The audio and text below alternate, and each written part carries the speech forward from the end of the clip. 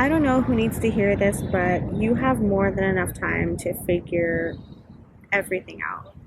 Whether it be your career path, family issues, deciding on whether if you want a family, when you want to start a family, finding the love of your life, making new friends, all of that. You have so much time to create the reality that you want. I want to talk about the fear surrounding a lack of time. I think it's really crazy because we have a lot more time on our hands than our ancestors did, if you really think about it. Like, back in the day, people's lifespan truly was 30. Like, 30 was old. Like, 30 was not middle age. 30 was elderly. You know what I mean? Like, you were lucky if you made it past that age. And people were having like 12 kids back then.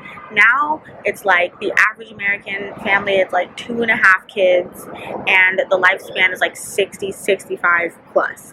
If you even look at it from that perspective, we have a lot more time on our hands than we give ourselves credit for. Like, your 20s is this very specific time period in your life where you're just going to feel incredibly rushed. And a lot of the times it doesn't even have much to do with you and what you want, because you're still trying to figure that out. But 9 times out of 10, it's because you're comparing yourself to other people. I personally have experienced that, where I found myself trying to accomplish goals that other people did because I felt like they were doing the right thing and they were on the right path to becoming a successful adult, whatever the hell that even means. And because I was never really sure of what I wanted, like, for example, like when I was a kid, like, I never visualized my future. Like, I never was like, okay, like, I'm gonna be a doctor, or I'm gonna like own a house and be married and start my family at 25. Like, I never had goals and aspirations like that because I could never visualize it. So anytime I thought about my life like past 21, I would just draw a blank. And I know that also sounds like very depressing, because it's like, did you just think like you weren't going to live this long? I don't think that's what it was. I really do think that I just had a difficult time visualizing it, and I was so kind of immersed in my own reality at that point in time that it was like, whatever happens, happens. There was always that lingering pressure in the back of my head that was like, have your fun, but like also stay focused so you don't fuck up your life. Because I have had a lot of friends that were a lot older than me. Like, they were like in their 30s or like 26, 27 when I was like 19, 20, like when I was really young. And they would always give me advice and be like, don't waste these years. Like, really, like, take this time to figure out what you want. Like, don't settle down so soon, because there are always going to be like different opportunities and new places you're going to want to go and people you want to meet. And you just don't want to like tie yourself down to anything in life just yet before you have experienced it all, before you know what you truly want. Like, they've always encouraged me to just like explore during this time. At the same time, like, I've always been praised for seemingly having it together. And by having it together, I mean, like, I've had pretty good jobs and I was making like pretty good money for someone like as young as I am. So I've always been like praised for that at the same time by the same people. So like, on one end, you're told like, your 20s, like, don't waste it. It's going to be the best time of your life. You're going to explore. You're going to learn so much about yourself. You're going to grow so much during that time. But then on the other end of things, you're like, but at the same time, like, stay focused on your goals and like make sure you can get the best paying job possible and like don't fuck up. So it's like two different perspectives that I'm supposed to just kind of like balance simultaneously. And that's also kind of like a difficult thing. When I was younger, at least, I didn't take things like with a grain of salt, you know what I mean? I was very much like, okay, like, this person experienced this and they're sharing it with me as a warning, and so I'm going to take that warning and apply it so that way I don't have to experience what they experienced, which I think is a good thing. But I also think the danger in that can be I began to create a sort of like guide or like rule book for myself that basically told me what I could and couldn't do in my 20s. And it was this sort of like guidebook to becoming a successful 20-something-year-old, but I wasn't thinking about it from my perspective and from my definition of success. I was looking at it from the perspective of basically society, where it's like, okay, at least like by 24, like I should have my own apartment, which I accomplished last year. I should be, you know, financially stable on my own, like paying my own bills and shit. I should be in like a committed relationship. I was kind of like at the peak of, I guess, success according to like society standards. Like I was like in my prime last year. And then something like kind of like a flip, like a switch kind of flipped, and I was like, I don't even care about any of this. Because what was really strikingly obvious was that despite having it all together and doing the right thing and following the right path to success, I was still unhappy. But I think that if you are already starting off in your 20s, like not knowing what you want, don't listen to everything people tell you, because at the end of the day, your journey is your journey. Like I said, like I just followed the expectations of other people because I was like, okay, these people are telling me that I need to have a good paying job and I need to like work my way up in a company and I need to like have a stable partnership and all this in order to be secure, in order to be, I guess, a valuable member of society, in order to basically get ahead of the curb, so that way by the time I'm 30, I'll be like living lavishly or very secure. And I realized that we're all experiencing these different walks of life. So you can be 30 and be like a bartender and like live in a 1-bedroom apartment and still be happy, or you can be 30 and you're supposed to be at your prime, because everyone thinks that 30 is this like magical number where you just suddenly have your whole fucking life together, which is not true at all, but a lot of people believe that. But you can be 30 and have like the worst financial situation of your entire life. You could lose your job, your house could get foreclosed. Like there's no magic number. So if you keep putting that pressure on yourself, if you look at life that way and you think that when I hit this age, or after I graduate, or once I get this job, like then I can be happy, or then I've made it, like you're going to truly set yourself up for disappointment. And another thing you're going to do is put a lot of pressure on yourself, which is only going to create anxiety, and you aren't going to enjoy the journey to becoming who you want to be, or to creating the life that you want. And don't get me wrong, again, like I get it, like if you're going into your 20s and you don't know what you want out of it yet, you're not sure if you want a family, you're not sure like if you even want to go back to school and get your master's, you're not sure if you even want to go to college. Like I think you have to take that time with yourself alone, away from the external influence and the opinions of other people, and figure out exactly what it is that you want. And it's not something that just like happens overnight, but it's something that's going to take time. You're going to have to be patient with yourself. You're going to have to be courageous and do things that you never thought you would try in order to see if it's even worth pursuing, or if it's something that you are actually passionate about, if it's something that you want to do. You know, I also believe that it's okay to make mistakes. Like say like, you know, you're told, okay, like you should just take the job that pays you the best, but you hate the job that pays you the best. Okay, you took the job, you realize, you know what, that's bullshit.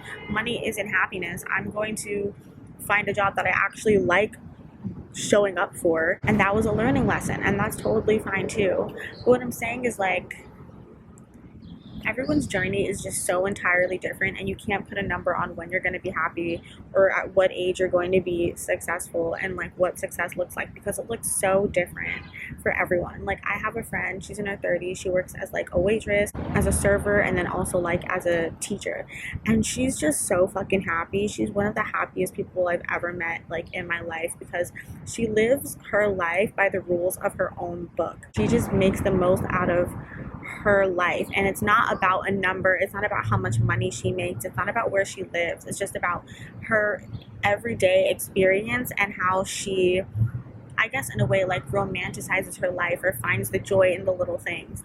So yeah, you have a lot more time than you are giving yourself credit for. Like at one point I was living the dream, and then I realized that like I wasn't happy at my job, so I left it. And that was a really big scary decision, and it wasn't scary to me because it wasn't what I wanted. It was only scary to me because I was afraid of disappointing other people. I was afraid of disappointing my mom, my partner, the people that I worked with. Like, I was afraid of disappointing everybody else, but I wasn't thinking about my happiness. And I got to a point where I realized, you know what, like, regardless of if this makes people happy or angry or disappointed in me, like, it doesn't matter, because it's my life and it's a decision that I need to make for myself, because this current experience, this current reality, this isn't the lifestyle that I care about or that resonates with me or what feels true to my soul. So I'm not going to do it anymore. And it was definitely like a big blow to my fucking ego, like, not gonna lie. Like, it was really hard because I had to grieve the loss of a lot of relationships, and I had to